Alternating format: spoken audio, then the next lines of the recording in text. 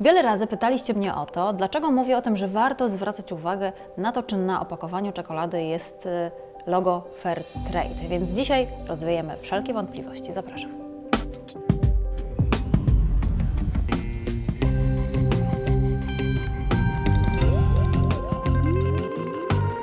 Jest dzisiaj ze mną Rosalia Wiśniowska z Fairtrade Polska. Witam Cię serdecznie.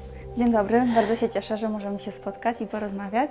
Słuchaj, pomyślałam sobie o tym, że rzeczywiście dobrze by było trochę wniknąć głębiej w ten temat, bo ja już wspominałam w wielu swoich odcinkach o tym, że warto zwracać uwagę na to, czy to logo Fairtrade na czekoladach jest, ale wiele osób nadal zadaje mi pytanie, o co w tym wszystkim chodzi. Mam wrażenie, że nadal nie do końca rozumiemy ideę w ogóle Fairtrade i dlatego pomyślałam sobie, że warto zapytać u źródła, czym ten Fairtrade w ogóle jest, po co powstał i jakie są jego główne założenia. Więc czym jest Fairtrade? To system certyfikacji, który dąży do poprawy sytuacji rolników w najbiedniejszych rejonach świata. Rolników, którzy uprawiają takie produkty jak kawa, kakao, herbata, bawełna, banany, cukier trzcinowy.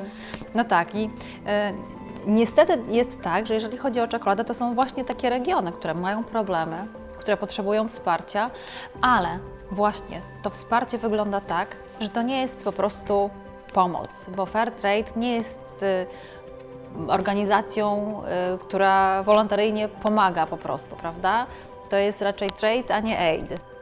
Dokładnie tak. Fairtrade stara się, żeby te warunki handlowe były korzystniejsze dla rolników, żeby uwzględniały ich interesy, żeby oni mogli godnie żyć z pracy swoich rąk. Żeby po prostu dostawali minimalną stawkę za swoje zbiory, prawda? Rolnicy zrzeszeni w spółdzielniach Fairtrade mają zagwarantowaną co najmniej cenę minimalną Fairtrade, która jest ustalona tak, żeby pokrywała koszty produkcji, ale oczywiście z nadwyżką, żeby ten rolnik też coś na tym zarobił. I do tego rolnicy otrzymują jeszcze za każdy sprzedany na przykład kilogram kakao, spółdzielnia rolników otrzymuje premię Fairtrade, czyli takie dodatkowe środki, które mogą przeznaczyć na projekty rozwojowe. Mogą, nie muszą, ale mogą, to trochę od nich zależy, prawda? Tak, bo to oni demokratycznie decydują, na co to przeznaczą. Mam wrażenie, że jednak nie do końca rozumieliśmy, przynajmniej do naszego dzisiejszego spotkania, o co chodzi w Fairtrade, bo myślę, że urosło tam mnóstwo mitów, z którymi mam nadzieję dzisiaj odrobinę się rozprawimy, ale wiem też, że Fairtrade i myślę, że w tym momencie akurat, w którym to nagrywamy, jest to bardzo ważne, bo zbliżamy się do takiego bardzo ważnego dnia i zresztą obie jesteśmy kobietami, więc ja wiem o tym, że Fairtrade mocno w ostatnim czasie wspiera kobiety i to jest bardzo ważne, żeby też kobiety zajmowały tam ważne stanowiska. Jak to jest z tymi kobietami, z Fairtrade'em? Dla Fairtrade ważne są kwestie ekonomiczne, ale też te społeczne. I kobiety w spółdzielniach Fairtrade mają równe prawa, równe szanse. Nie mogą być dyskryminowane. Oprócz tego zakazu dyskryminacji kobiet, Fairtrade aktywnie zachęca je do obejmowania stanowisk kierowniczych. Z tej premii Fairtrade są finansowane takie projekty jak na przykład szkoły liderek, gdzie kobiety zdobywają umiejętności menedżerskie, biznesowe i potem mają kwalifikacje, żeby obejmować stanowiska kierownicze. Są takie przykłady, prawda? Takich kobiet, które myślę, że możemy o nich opowiedzieć wprost, które przeszły taką drogę i naprawdę są ciekawymi teraz biznesowymi postaciami, jeśli chodzi o świat czekolady i nie tylko. Pierwszy przykład, jaki mogę przytoczyć, to Fabiola ze spółdzielni bananowej Asoguabo w Ekwadorze, która w 2017 roku była u nas tutaj w Polsce i wspominała, że gdy została po raz pierwszy wybrana na prezeskę i nie wszyscy byli przychylni temu. Pojawiały się głosy, że kobieta na stanowisku prezeski oznacza upadek spółdzielni. I historia pokazała, że spółdzielnia nie tylko przetrwała.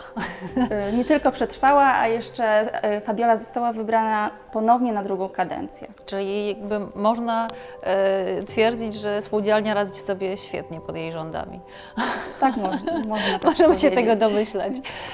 Ale są też takie historie, które w tym świecie czekolady pokazują, że kobiety też zrzeszają się w tych spółdzielniach i rozwijają w ten sposób, że zakładają swoje manufaktury czekolady, znaczy swoje, takie, w których rzeczywiście bardzo je widać. Takim przykładem jest spółdzielnia kakaowa z Hondurasu, w której kobiety założyły własną manufakturę czekolady. Czyli można powiedzieć, że jest od ziarnka do czekolady. Do czekolady, w jednym tak, miejscu. tak, to prawda.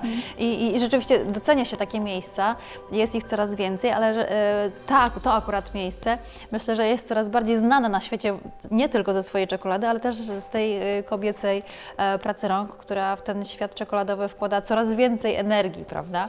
Myślę, że krąży też taki mit związany z cenami czekolad, że jeżeli logo na czekoladzie się pojawia, logo Fairtrade, to oznacza, że ta cena tej czekolady będzie większa.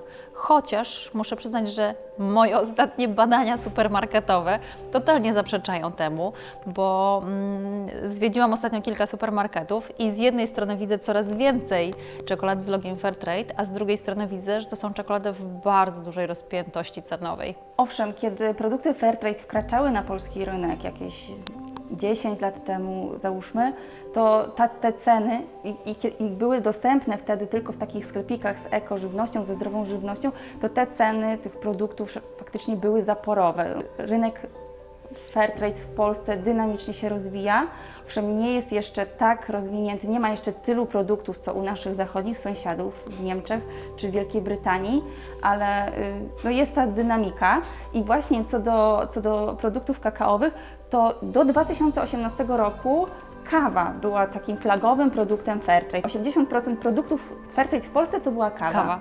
Ale w 2019 roku to się diametralnie zmieniło i kakao teraz wiedzie prym, to jest około 70%, a kawa 22% bodajże. Jak mamy znak Fairtrade, to jest ten na czarnym tle. Tak. A na produktach kakaowych możemy spotkać na takim białym tle. I tym to się różni, że w tej czekoladzie, gdzie mamy czarny, to wszystkie składniki, które mogą być Fairtrade, są tutaj Fairtrade, czyli prócz ziarna kakaowego jest cukier, na przykład wanilia. Dokładnie. A natomiast tutaj jest tylko kakao. Więc tak naprawdę powinniśmy rzeczywiście zadbać o rolników, żeby oni mogli z kolei zadbać o ziarna, żebyśmy my mogli ucieszyć się tą czekoladą. Jak to jest z polskimi firmami? Jeżeli polska firma produkuje czekoladę i chciałaby mieć taki certyfikat? To zgłosić się do nas, do Fairtrade Polska i my już pokierujemy. To znaczy my nie udzielamy certyfikacji ani licencji na stosowanie znaku, my pośredniczymy. Proces certyfikacji przeprowadza niezależna jednostka certyfikująca i audytująca Flocert. I my właśnie pośredniczymy wtedy między taką polską firmą a Flocertem. Pośredniczymy także między tą firmą a Fairtrade International, który jest właścicielem znaku i on udziela licencji. Ważne jest dla mnie też to, że logo Fairtrade oznacza to, że wspieramy rolników, natomiast nie jest gwarantem jakości, bo to, że logo Fairtrade na czekoladzie jest, to nie oznacza, że to jest czekolada wysokiej jakości i też świadczy chociażby o tym cena, że jesteśmy w stanie mieć czekoladę, która kosztuje kilkanaście złotych, ale jesteśmy w stanie mieć też czekoladę, która kosztuje 2,80.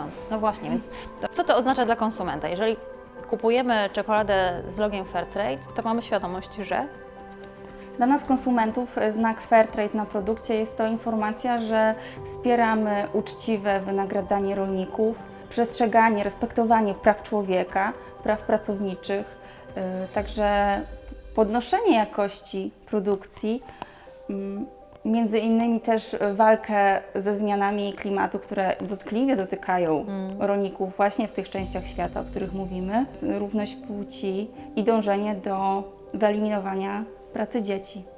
No tak, tych rzeczy jest sporo. Ja myślę, że też możemy podsumować to tak, że niewielką kwotą możemy zrobić wiele, bo kupując czekoladę, która kosztuje czasem 5, czasem 10, czasem 2, no czasem 14 zł, dokładamy tutaj też taką swoją małą cegiełkę do tego, żeby świat wyglądał lepiej, żeby ludziom się lepiej żyło i żeby mogli wkładać więcej pasji i miłości w to, co robią, a potem my będziemy mogli się tym cieszyć.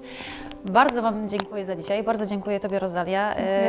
Fajnie było spotkać się z kimś, kto opowiada rzeczywiście dużo konkretów I gdybyście oczywiście mieli jeszcze jakieś wątpliwości, to czekamy na Wasze komentarze.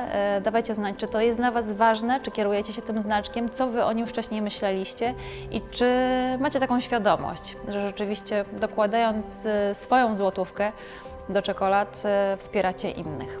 Dziękuję Tobie jeszcze raz, dziękuję Wam moi drodzy. Dziękuję. Dobrego dnia, widzimy się następnym razem. Pa!